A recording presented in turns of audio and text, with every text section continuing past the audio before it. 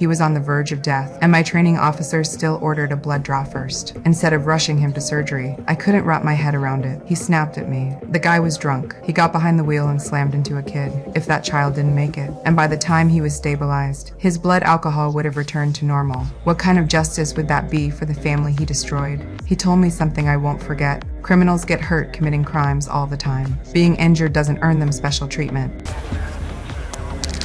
The captain said we had a competition today. More collars meant more points. My training officer said to win at all costs. Right before we rolled out, he pulled me aside, reached into his bag like he was about to reveal some grand secret. I didn't know what game he was playing until I saw it unfold. He flirted with another officer, worked his charm, so when a major felony dropped, she wouldn't air it over the main channel. She'd tip him off first. I stood there stunned. This wasn't the by-the-book cop I thought I knew. It felt just like the DUI earlier. I understood the logic.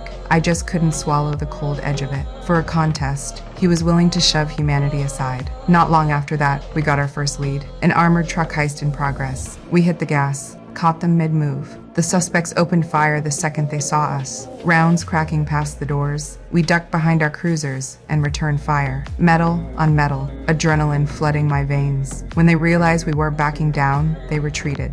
Locked themselves inside the armored truck's reinforced compartment, sealed in like a bunker. Protocol said we could be there all day, waiting them out. My TO didn't have that kind of patience. He figured they expected a standoff, expected us to sit and sweat, which meant they'd eventually relax. He moved toward the back of the truck, tool in hand. I had no clue what he was about to try. He assumed they had zero visibility from inside. Blind behind all that steel, he told me to cover him. I steadied my grip and watched his back. He pried open a small access point, pulled out pepper spray, emptied it straight into the compartment.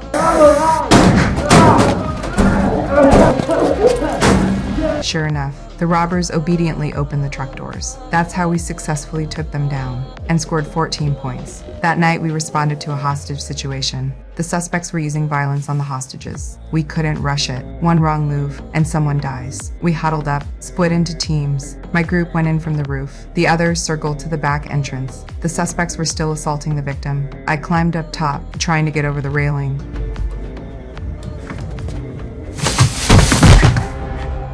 Too much noise. They heard it. Now both sides were hunting each other. Slow steps, controlled breathing. Every shadow felt alive. My TO struck first, dropped one hard. Another officer tased the second. The third went down after a clean takedown by our female TO. Scene secure. Game nearly over. Later, in the locker room, I overheard two training officers talking. From their conversation, almost like they were messing with my TO, I asked what that was about. They hesitated. I told them he cared about this competition more than anyone. That's when I found out why. Back when he was still a rookie, he had this legendary contest with his wife, something bigger than just points on a board. This day mattered to him because it's the only day that makes it feel like she isn't completely gone. They weren't trying to humiliate him. They were protecting that one thing he still holds on to.